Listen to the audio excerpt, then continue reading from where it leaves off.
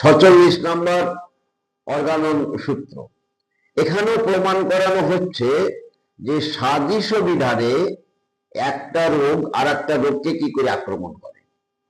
আমরা এর আগে লক্ষ্য করে এসেছি যে প্রকৃতিতে কেউ কোনো রোগে ভুগছে, বিষাদৃশ্য রোগ যদি তাকে আক্রমণ করে তাহলে তার কি হয়। সিমিলারিটি, একটা রোগীকে বিষাদৃশ্য বিধানে ওষুধ প্রয়োগ করলে কি হয়। আর এবার বুঝাবো যে বুঝানো আছে অর্গাননে যে সাদৃশ্য বিধানে রোগ কিভাবে আরোগ্য হয়। অর্থাৎ একটা রোগে আক্রান্ত হয়ে আছে, যদি সেম সিমটমস উৎপন্ন করতে পারে, শক্তিশালী রোগ দ্বারা আক্রমণ করে প্রকৃতিতে, অর্থাৎ প্রকৃতিতে কেউ কোনো রোগে আক্রমণ হয়ে আছে, সিমিলারিটি আর একটা রোগ দ্বারা আক্রমণ হলো, এখানে কোনো প্রশ্ন নেই, তাহলে তার কি হয়। এখানে কিছু এক্সাম্পল দেওয়া আছে, প্রমাণ দেওয়া আছে, সেইগুলি আমি টুকটুক করে আলোচনা করি, তোমরা শোনো। প্রকৃতি বসে সমলক্ষণ সম্পন্ন রোগের দ্বারা রোগ নিরাময়ের অনেক উদাহরণ দেওয়া যায়। হনুমান বলছে যে প্রকৃতিতে একটা রোগ আর একটা রোগকে আরোগ্য করে দিচ্ছে, এমন উদাহরণ ভুরি ভুরি দেওয়া যায়। কিন্তু আমাদের উদ্দেশ্য আমরা যাহা বলিব তাহা স্থির এবং নিঃসংশয়। এই প্রমাণ দেওয়া যাবে প্রচুর, কিন্তু আমরা যেটা বলবো সেটা হচ্ছে সঠিক কি, আমরা সেটা উপলব্ধি করব। সেই জন্য অল্প কতগুলি এমন রোগের উদাহরণ দিব যেগুলি এক প্রকার রোগ বীজ হইতে চিরকাল সমভাবে উৎপন্ন হয় এবং বিশেষ বিশেষ নামে অভিহিত হইবার যোগ্য। রোগ বীজ, এই রোগ বীজ দ্বারা কিছু কিছু রোগ উৎপন্ন হয়। আমাদের সব রোগ তো রোগ বীজ অর্থাৎ ভাইরাস, ব্যাকটেরিয়া বা করুণ রোগ শক্তি দ্বারা তো আক্রান্ত হয় না। আমাদের অনেক আছে মাইলাম দ্বারা রোগ উৎপন্ন হয়। তো সেটা আমি ভেঙে বলবো তোমাদের 72-73 নম্বর অনুষ্ঠানে, যখন করুণ রোগ আর পুরাতন রোগের ইন্ডিভিজুয়াল করে যখন পার্থক্য বলবো। তো বলা হচ্ছে এই সকলের মধ্যে নানা রোগ কুলক্ষণযুক্ত ভয়ঙ্কর বসন্ত সর্বশ্রেষ্ঠ। তাহলে তরুণ রোগ বীজ বলতে সংক্রমণ ব্যাধির মধ্যে মারাত্মক ভয়ঙ্কর হচ্ছে আমাদের কুলক্ষণ সম্পন্ন বসন্ত রোগ। যে বসন্তের কথা অর্গাননে বলা আছে, এখন যেটা বসন্ত হয় সাধারণত সেটা হচ্ছে চিকেন পক্স, আর আগে হতো স্মল পক্স। সেই স্মল পক্সটা কিন্তু খুব ভয়ঙ্কর।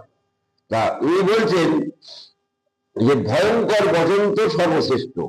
এই রোগ সমলক্ষণ সম্পন্ন অনেক ব্যাধি দূর করে এবং আরোগ্য করে। তাহলে কেমন হয়ে গেল, বসন্ত আবার রোগ আরোগ্য করে নাকি? হ্যাঁ করে। কেউ কোনো রোগে ভুগছে, সে হয়তো বসন্ত দ্বারা আক্রান্ত হলো, অর্থাৎ স্মল পক্সের যে রোগ জীবাণু তার দ্বারা সে আক্রান্ত হলো। আক্রান্ত হলে দেখা যায় যে পূর্বে রোগটা আরোগ্য হয়ে গেল, আর বসন্ত তার নির্দিষ্টকাল সময় বাদে সেও আরোগ্য হয়ে গেল। তবে দুটো রোগের মধ্যে সিমিলার ছিল, তাই একটা রোগ আর একটা রোগকে আরোগ্য করতে পারলো। যদি প্রকৃতিতে এটা সম্ভব। দেখাচ্ছেন বসন্ত রোগে প্রায় প্রবল চক্ষু প্রদাহ, এমনকি অন্ধত্ব উৎপাদন করতে পারে। যদি বসন্ত দ্বারা আক্রান্ত হয় তাহলে চক্ষু প্রদাহ এমনকি অন্ধত্ব পর্যন্ত উৎপন্ন করতে পারে। আচ্ছা, ডিজোটা ও লিরয় বসন্ত বীজ সাহায্যে দুইটি বহুদিনের চক্ষু প্রদাহ আরোগ্য করেছিলেন দুজন ডাক্তার। তাই বহুদিনের চক্ষু প্রদাহ ভুগছে, তাকে বসন্ত বীজ ঢুকিয়ে দেওয়া হলো। দেওয়ার পরে দেখা গেল তা সে তুমি ভ্যাকসিনাম বলো আর ম্যালেন্ডিনাম বলো, যাই হোক না কেন, আক্রান্ত হওয়ার পরে সে কিন্তু পূর্বে সেই অন্ধত্ব বা চক্ষু প্রদাহ কিন্তু সে আরোগ্য হয়ে গেল। ক্লিন বলেন, ক্লিন নাম করে কোন একটা ডাক্তার বলেন, চর্মরোগ দমনের ফলে 2 বছর স্থায়ী অন্ধত্ব সম্পূর্ণ আরোগ্য হয়েছিল। চর্মরোগ দমনের ফলে 2 বছর স্থায়ী অন্ধত্ব সম্পূর্ণ আরোগ্য হয়েছিল। তাই চর্মরোগ দ্বারা আক্রান্ত হলে দেখা গেল অন্ধত্ব সেরে গেল। বসন্ত রোগে প্রায় বধির হতে দেখা যায়, অনেক বসন্ত হলে কানে কালা হয়ে যায়, বধির হয়ে যায় এবং শ্বাস প্রশ্বাসে কষ্ট হয়। এই রোগের চরম অবস্থায় এই 2 প্রকার পুরাতন রোগ আরাম হইতে যে ক্রস দেখিয়াছেন, অর্থাৎ কোন ব্যক্তি শ্বাসকষ্টে ভুগছে বা বধিরতায় ভুগছে, শ্বাসকষ্ট বা বধিরতায় ভোগে, তাকে যদি বসন্ত বীজ আক্রমণ করে, অর্থাৎ বসন্ত রোগে আক্রমণ করে, তাহলে তার সেই পূর্বের রোগ দুটো, সেই বধিরতা শ্বাসকষ্টটা চিরতরে চলে গেল। তাহলে দেখা যাচ্ছে সে পূর্বের যে রোগে ভুগছিল তার রোগ লক্ষণ, আর পরবর্তীতে বসন্ত রোগে আক্রমণ করলো, তো বসন্তের লক্ষণগুলির মধ্যে একটা সিমিলিয়ার ছিল, তাই একটা আর একটাকে আরোগ্য করে দিল। ঠিক সেই পথ ধরে আমরাও, অর্থাৎ হ্যানিম্যান সাহেবও সেই সিমিলিয়ারটাই বেছে নিয়েছেন, অর্থাৎ কেউ কোনো রোগে ভুগছে তাকে সিমিলিয়ার ভাবে একটা হোমিওপ্যাথি ওষুধ শক্তিকৃত প্রয়োগ করতে হবে। ডিসিমিলিয়ার দিলে আরোগ্য হবে না, সেটা প্রকৃতিতে উনি দর্শন করেছেন এবং উনি নিজেই হোমিওপ্যাথি একজন ডাক্তার ছিলেন। ওনার প্রথম জীবনে দেখেছেন এই ডিসিমিলিয়ার পদ্ধতিতে ট্রিটমেন্ট করলে রোগী আরোগ্য হয় না। তার বিবেকে বাধা সৃষ্টি করেছিল, যেভাবে অর্থ রোজগার করা মানবের উচিত নয়, তাই তিনি সেই পথ পরিত্যাগ করে পরবর্তীতে হোমিওপ্যাথি আবিষ্কার করেন। যাক, এইবার বসন্ত রোগে গুরুতর ভাবে অন্ডকোষ বৃদ্ধি প্রায় দেখিতে পাওয়া যায়, অর্থাৎ হাইড্রোসিল বা অর্কাইটিস। বসন্ত দ্বারা যদি আক্রান্ত হয় তাহলে তার হাইড্রোসিল বা অর্কাইটিস হয়ে গেল। এই জন্য বসন্ত আঘাতজনিত শক্ত বাম দিকের অন্ডকোষের স্মৃতি সমলক্ষণ মতে আরাম করিয়া ছিলেন ক্লিন দেখিয়াছিলেন। অপর একজন দ্রষ্টা অন্ডকোষের অনুরূপ স্মৃতি ইহা দ্বারা আরোগ্য হইতে দেখিয়াছিলেন। এই বসন্ত বীজ দ্বারা সেই বসন্ত হলে যেমন হাইড্রোসিল বা অর্কাইটিস উৎপন্ন করতে পারে, তেমন এই বসন্ত রোগ দ্বারা আক্রান্ত হলে হাইড্রোসিল বা অর্কাইটিস যুক্ত ব্যক্তি যে আক্রান্ত হলো বসন্ত দ্বারা, হওয়ার পরে তার সেই হাইড্রোসিল বা অর্কাইটিসটা ভালো হয়ে গেল। যদি একটা রোগ শক্তি যদি আর একটা রোগ শক্তির সাথে, রোগ লক্ষণের সাথে সিমিলিয়ারিটি থাকে, তাহলে একটা আর একটাকে আরোগ্য করতে পারে। এইভাবে এখানে অনেক গুলি এক্সাম্পল দেওয়া আছে, সবগুলি আমি আলোচনা করবো না, কয়েকটা আলোচনা করে ছেড়ে দেবো। বসন্তের যন্ত্রণাদায়ক লক্ষণ সমূহের মধ্যে আমাশয় রোগ এবং একটি আমাশয় রোগীর বসন্ত হওয়ায় তার উক্ত রোগ আরাম হইতে ওয়েন্ট দেখিয়াছিলেন। ক্রনিক ডিসেন্ট্রিতে ভুগছে, তাই বসন্ত আক্রমণ করলে যেমন ক্রনিক ডিসেন্ট্রি বা আমাশয় উৎপন্ন হয়, অনুরূপ ভাবে কেউ বা কোন এক ব্যক্তি বসন্ত রোগে আক্রমণ নয়, সে এমনিতেই ডিসেন্ট্রি রোগে ভুগছিল, সে যখন পরবর্তীতে বসন্ত রোগে আক্রান্ত হলো, তখন দেখা গেল যে পূর্বের সেই আমাশা রোগটা তার আরোগ্য হয়ে গেল। এখানে ওষুধের কোনো ব্যাপার না, একটা রোগ আর একটা রোগকে আরোগ্য করে দিল। অর্থাৎ বসন্ত রোগ যেমন আমাশা উৎপন্ন করতে পারে, বসন্ত রোগ দ্বারা পরবর্তীতে আক্রান্ত হলে আমাশাটা আরোগ্য হয়ে যায়। এইভাবে তো প্রকৃতি থেকে কে কখন কোন রোগে আক্রমণ করবে, কোন বীজটাকে দিয়ে রোগ ট্রিটমেন্ট করবে, এটা তো সম্ভব নয়। তাই পরবর্তী অনুষ্ঠানগুলির মধ্যে কোন এক জায়গায় লেখা হচ্ছে যে ঈশ্বর আমাদের এই পৃথিবীতে আমাদের মানবের কল্যাণার্থে সমস্ত কিছুর মধ্যে আমাদের ঔষধ রূপ শক্তি দিয়ে রেখেছে। যেমন নেজার সাপের বিষ, তার মধ্যে ঔষধি গুণ আছে। অ্যাকিস্টা রেডিক্স আশাওয়ার মূল, তার মধ্যে ওষুধ গুণ আছে।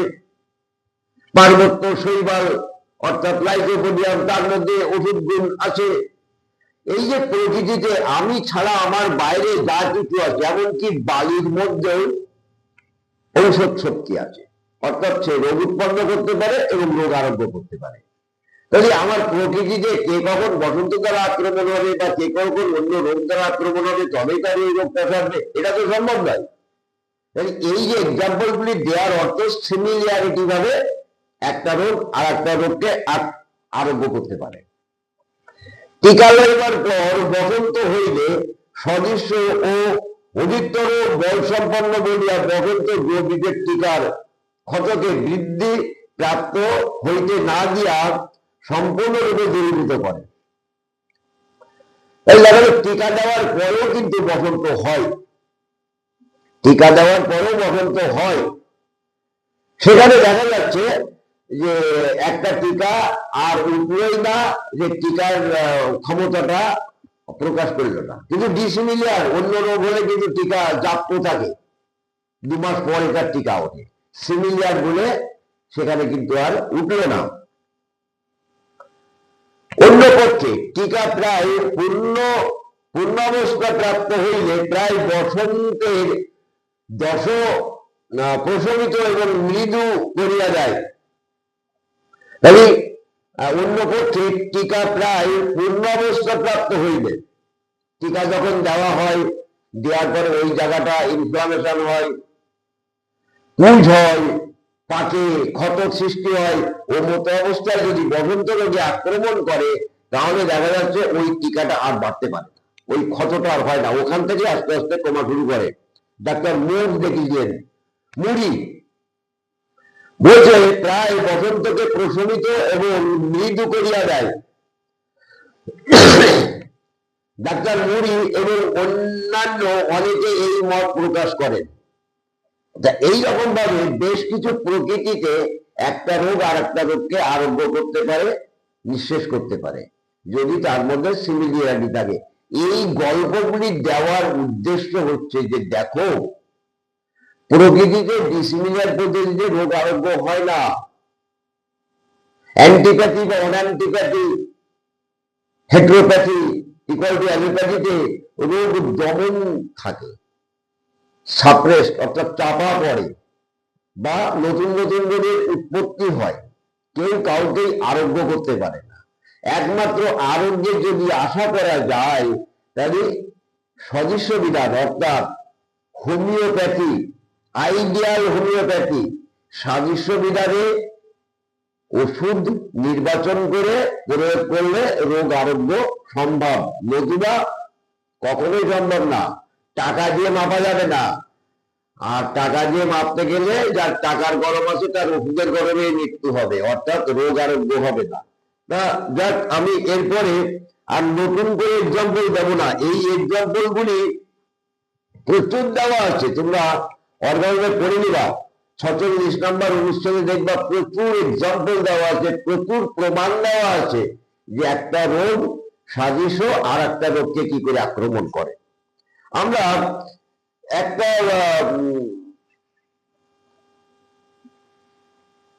আর একটা লক্ষণ বলে আমি শেষ করবো এই 46টা। যদিও তোমাদের বিরক্তি হবে, এই ধরনের তত্ত্ব কথা শুনতে অনেকের ভালো লাগে না। বাহুর স্ফীতি অর্থাৎ কোনো একটা হাত ফুলে গেছে, বাহুর স্ফীতি গোবসন্তের একটি অস্বাভাবিক লক্ষণ। এই জন্য গোবসন্ত হইবার পর একজনের প্রায় পক্ষাঘাত আক্রান্ত স্ফীতি বাহু আরোগ্য হয়েছিল। এই গোবসন্ত যেমন একটা বাহুর স্ফীতি তৈরি করতে পারে, তাহলে গোবসন্ত ওই রকম বাহুর স্ফীতি আরোগ্য করতে পারে। অর্থাৎ কেউ বাহুর ওই রকম ফোলা নিয়ে ভুগছিল, পরবর্তী তাকে গোবীজ প্রয়োগ করার পরে বা আক্রান্ত হওয়ার পরে তার সেই বাহুর ফোলাটা আরোগ্য হয়ে গেল। এরকম আরো বেশ কিছু প্রমাণ দেওয়া আছে। তা আমরা 46 থেকে 47টা একটু ধরে দিই, তা না আমি একটু আধা খরচা হয়ে যাই। বলছে প্রকৃতির রীতি অনুযায়ী নিশ্চিত রূপে দ্রুত এবং স্থায়ীভাবে আরোগ্য করিবার জন্য কি প্রকারের কৃত্রিম রোগ উৎপাদক বস্তু অর্থাৎ ঔষধ চিকিৎসকের নির্ধারণ করা উচিত, তাহা উল্লেখিত উদাহরণগুলি অপেক্ষা অধিকতর সরল এবং প্রত্যয় রূপে আর কিছুই তাহাকে শিখাইতে পারে না। তাহলে আমি যে কথা আগেই বললাম সেই কথা পরবর্তীতে বলেছি। এই যে উদাহরণগুলি দেওয়া হচ্ছে, এই উদাহরণ দ্বারা প্রমাণ করা হচ্ছে যে সিমিলিয়ার না হলে রোগ আরোগ্য হয় না, হয় না, হয় না। আমরা এতেও যদি শিক্ষা লাভ না করি, এতেও যদি আমাদের জ্ঞান লাভ না হয়, তাহলে আমরা ডিসিমিলিয়ার ট্রিটমেন্টে কি করে দাঁড়াই বা ডিসিমিলিয়ার ট্রিটমেন্ট করার জন্য কাউকে কি করে নির্দেশ করি। এছাড়াও আমি হোমিওপ্যাথি করি বলেই যে আমার হাতে সব সিমিলিয়ার হয় তা কিন্তু নয়। সালফারের নিয়ে যে আমি কন্টিনিউয়াস ক্যালকুলেটার খাই যাচ্ছি, তা ওটাও তো ডিসিমিলিয়ার হচ্ছে না। ওই আলমারি থেকে হোমিওপ্যাথি ওষুধ বের করলে কিন্তু হোমিওপ্যাথি হবে এমন কোনো কথা নেই। রোগীর রোগ লক্ষণের সাথে আমার নির্বাচিত মেডিসিন কি সিমিলিয়ারিটি দেখাচ্ছে?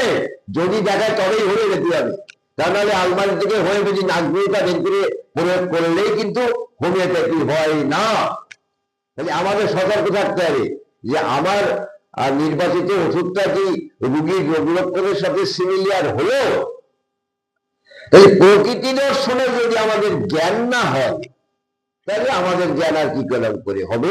তাই ভগবান বলছেন এইভাবে প্রকৃতি দর্শন অর্থাৎ উল্লেখিত উদাহরণগুলি অপেক্ষা অধিকতর সরল এবং প্রত্যয় রূপে আর কিছুই তাকে শিখাইতে পারে না। আর কি করে শিক্ষা দেওয়া হবে? এইভাবে প্রকৃতি দর্শন করে হ্যানিম্যান যে শিক্ষা লাভ করেছেন তাতে তিনি পরিষ্কার দেখিয়েছেন সিমিলিয়ার সিমিলিবাস কিউরেন্টার অর্থাৎ সাদৃশ্য বিধানে চিকিৎসা করলেই রোগ আরোগ্য হয়, নতুবা হয় না। ভালো করে পড়বা, জ্ঞান অর্জন করবা, তাহলে নিজের চলার পথটা সুগম হবে। ঠিক আছে, থাক।